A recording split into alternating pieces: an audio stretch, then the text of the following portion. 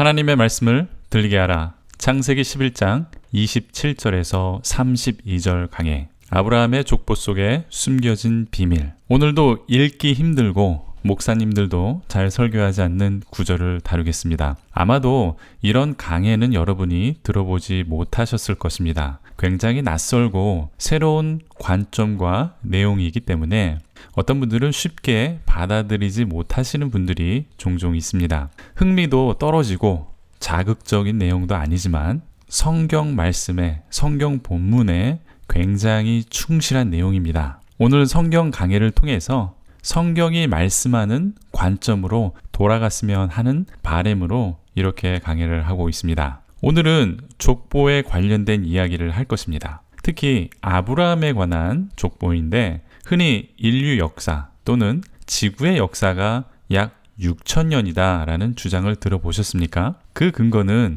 아담부터 아브라함까지의 족보를 계산하니까 약 2,000년이라는 계산이 나옵니다. 또 아브라함부터 예수님까지가 약 2,000년이 되고 예수님으로부터 지금까지 약 2,000년이니까 지구는 약 6,000년이다. 이러한 성경적인 주장처럼 보입니다. 하지만 성경을 표면적으로만 보고 잘 모르는 주장이고 근거가 아주 어리석은 주장입니다. 왜냐하면 창세기의 족보는 대표성을 상징하는 인물들로 구성이 되어 있는 것이지 정확한 연대기적 족보가 아니기 때문입니다. 우리가 가진 족보와 우리가 알고 있는 일반적인 족보와는 굉장히 큰 차이가 있습니다. 그래서 성경 족보에 나타나는 인물들은 부족의 대표성과 상징적인 인물과 구성으로 되어 있습니다. 정확한 연대기적 사실을 말해주거나 우리가 가지고 있는 전통적인 족보와는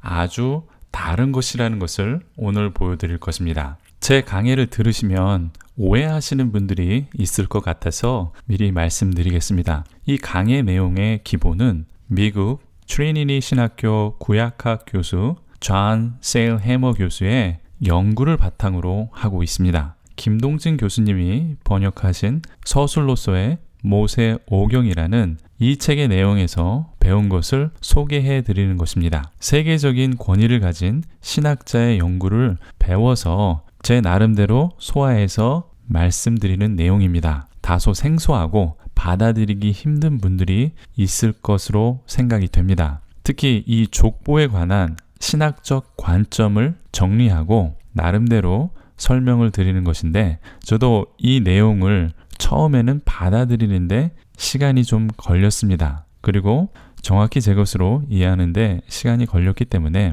한 번에 동의하지 않으셔도 괜찮지만 이 내용은 미국 전통과 권위가 있는 세계적인 신학교의 세일 헤이머 교수의 연구를 접할 수 있다는 아주 좋은 기회로 삼으시면 될 것이라 믿습니다. 창세기 5장에서 보면 아담부터 노아까지의 족보는 10명의 인물이 나타납니다. 아담, 셋, 에노스, 게난, 마할랄렐, 야렛, 에녹, 무드셀라, 라멕, 그리고 10번째 노아. 이렇게 딱 10명으로 떨어집니다. 그리고 창세기 11장 10절에서 26절에는 노아의 아들 셈의 족보가 나타납니다. 여기에도 셈으로부터 아브라함까지 딱 10명의 이름으로 떨어집니다. 이게 우연일까요? 창세기에 나오는 또 다른 족보, 하나님을 따르지 않았던 가인의 족보도 한번 보겠습니다. 창세기 4장에 나타납니다. 가인의 족보는 약간의 변형이 있는데 아담으로부터 가인, 그리고 라멕까지 7대손의 이름이 나오죠. 그리고 나머지 3명은 라멕의 세 아들 야발, 유발, 그리고 두발 가인 이렇게 해서 10명의 이름이 등장을 합니다. 그러니까 성경은 인류의 족보를 정확한 연대기로 기록한 것이 아니라 대표성과 상징적인 인물 10명을 의도적으로 맞추어서 기록하였다는 것입니다. 그러니까 우리가 생각하고 지금 가지고 있던 전통적인 족보의 역할이 아니라는 것을 알 수가 있습니다. 성경의 족보는 하나님의 언약 백성의 형성과 그에 대해 말해주려는 의도가 있는 것입니다. 성경의 족보를 보면 하나님의 후손과 가인의 후손의 족보가 창세기에 나타납니다. 가인의 후손은 심판과 파멸로 가는 길이었지만 하나님께서 주신 여자의 후손의 족보는 심판과 파멸에서 구원해주는 그러한 모습을 보여주고 있습니다. 가인의 후손 10명, 셋의 후손 10명, 그리고 각각 중요한 인물이 이 양쪽의 족보에서 7번째 인물에서 나타납니다. 의도적으로 디자인된 족보다라는 것을 계속해서 우리들에게 보여주고 있는 것이죠. 아담을 통한 셋의 계보의 7번째 후손은 에녹입니다. 하나님과 동행하며 죽음을 보지 않았고 하늘로 승천한 완벽한 인물이죠. 가인의 계보를 보아도 7번째 후손은 라멕입니다. 그런데 라멕은 2명의 아내를 두었고 소년을 죽인 완전히 타락한 인물로 나타납니다. 이처럼 족보는 총 10명이 나오고 완전한 숫자 7대소는 그 족보를 대표해서 말해주고 있습니다. 서로 비교되도록 디자인된 족보라는 것입니다. 그럼 이 족보가 거짓이냐? 그런 것은 아닙니다.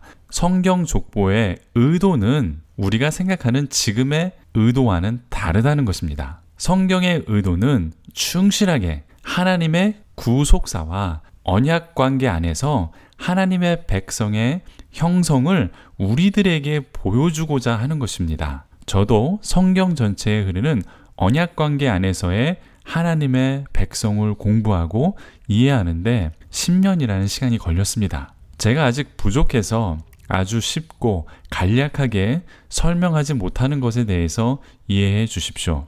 그리고 또 다른 족보, 노아의 후손의 족보, 셈으로 이어지는 족보도 10명으로 구성이 되어 있습니다. 이 족보는 창세기 11장에 나타나는데 창세기 11장 10절에 셈의 족보는 이러하니라 이렇게 시작을 합니다. 그러니까 전형적으로 족보가 나오는 것이죠. 앞선 다른 족보와 같이 10명의 인물이 나타납니다. 창세기 11장 26절에는 데라는 70세에 아브라함과 나홀과 하란을 낳았더라 이러면서 족보가 끝이 납니다. 그런데 오늘 본문 말씀인 창세기 11장 27절을 보겠습니다. 데라의 족보는 이러하니라 이렇게 뜬금없이 다시 데라로부터 시작한 족보가 나타납니다. 분명히 앞선 셈의 족보에서는 데라와 아브라함으로 끝이 났는데 이제 다시 데라의 족보는 이러하니라 이렇게 시작을 합니다. 아브라함이 나오는 이 데라의 족보는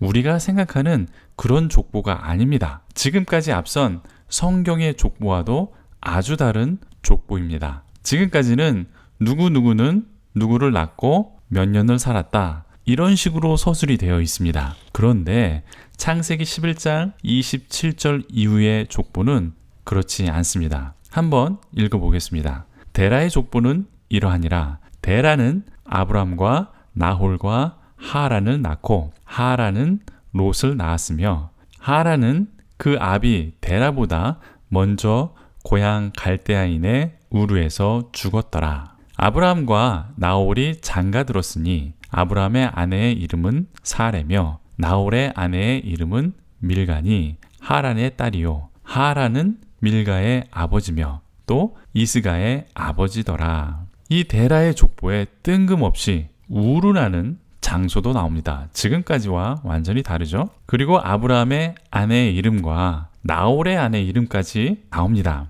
아무리 읽어도 족보처럼 보이지 않습니다. 그런데 성경은 데라의 족보라 이렇게 말씀하면서 시작을 합니다. 그렇다면 앞선 족보의 특징, 앞선 족보는 10명의 인물이 나왔습니다. 이 족보에는 몇 명의 인물이 나오는지 한번 보겠습니다. 데라의 족보에는 데라, 아브람, 나홀, 하란, 롯, 사레, 밀가, 이스가 이렇게 8명이 나옵니다. 성경이나 아브라함의 이야기에서 그리 중요하지 않은 사람 이스가라는 사람까지 끼워 넣어서 8명을 맞춥니다. 그럼 여기서 궁금한 것이나 의문점이 생기게 됩니다. 이게 무슨 족보인가? 정확히 따지면 3대밖에 나오지 않는데 이게 무슨 족보인가? 또 우리가 아무리 족보대로 대를 따져도 데라, 아브라함, 롯 이렇게 3대 더 이상 없습니다. 그리고 더 이상한 것은 여자의 이름 사레, 밀가까지 포함이 됩니다. 우리가 아는 상식적인 족보의 기능은 전혀 없고 말이 안 됩니다. 그런데 이건 제가 말하는 게 아니고 성경이 이것을 족보다라고 말하면서 시작을 하는 것입니다. 창세기 11장 27절에 데라의 족보는 이러하니라 이렇게 말씀합니다. 족보라고 굳이 말하고 있습니다. 그리고 이 짧은 목록에 8명의 이름만 나옵니다. 아브라함의 족보, 즉 데라의 족보의 비밀은 다음 이야기로 가기 위한 함축적인 메시지가 녹아있기 때문에 굉장히 우리들에게 낯선 족보가 되는 것입니다. 이것이 창세기의 엑기스이기 때문에 우리가 생각하는 족보와는 다르다는 것이죠. 이것은 의도적인 문학적 기법을 사용하고 있기 때문입니다. 다음 이야기에 집중하게 하는 의도가 있습니다. 지금까지 창세기의 족보의 이름이 나타나면 10명의 이름이 나왔습니다. 그런데 여기 족보가 있습니다 하면서 아주 짧은 구절에 여자를 포함해서 8명의 이름만 나옵니다. 그러면 사람들은 9번째와 10번째의 이름을 기대하게 됩니다. 그리고 그 이름을 궁금해합니다. 이것이 집중력을 끌어내는 문학적 기법인데, 왜냐하면 족보의 이름은 지금까지 10명이 나왔었는데 8명만 우리에게 소개하고 있기 때문에 더 많은 의문점과 집중력을 발휘하게 되는 것이죠. 우리는 다음 이야기의 내용을 알고 있기 때문에 9번째와 10번째 인물이 누군지 알고 있습니다. 9번째 인물은 누가 나옵니까? 이스마엘이 나옵니다. 그리고 10번째, 하나님의 언약 백성의 계보가 이어지는 이삭이 나타납니다. 이렇게 10번째로 절정에 이르게 되는 것이죠. 이렇게 해서 데라의 족보, 아브라함의 족보가 완성이 되는 것입니다. 창세기에서 이어지는 다음 이야기는 아브라함의 부르심과 언약의 시작입니다. 이것을 이해하기 위해서는 오늘 본문 말씀인 창세기 11장 27절에서 32절의 이야기를 알아야 합니다. 그래서 다음 이야기의 세팅으로 또 엑기스로서 함축적인 것으로서 여기에 나타나는 것이죠. 아브라함의 족보는 다음 이야기의 세팅에 역할을 하기 때문에 특이하게도 이 족보에는 우르라는 지역이 들어갑니다. 갈대아 우르라는 지역은 다음 장에서 아브라함을 부르시는 배경이 되는 장소입니다. 그래서 아브라함이 태어난 장소가 갈대아 우르라고 분명하게 말해주고 강조하고 있는 것이죠. 때문에 하나님께서 아브라함을 부르셨을 때 본토 아비의 집을 떠나라 라고 말씀하셨을 때 그 지역이 갈대아 우르가 되는 것이죠. 그런데 실제로 아브라함이 하나님의 부르심을 받았을 때의 장소는 하란이라는 땅입니다. 창세기 11장 31절 후반을 보겠습니다. 데라가 그 아들 아브라함과 하란의 아들인 그의 손자 롯과 그의 며느리 아브라함의 아내 사레를 데리고 갈대아인의 우르를 떠나 가나안 땅으로 가고자 하더니 하란에 이르러 거기 거류하였으며, 분명히 갈대아인의 우르를 떠나 하란에 이르러 거기에 거류하였다. 즉 거기에서 지냈다.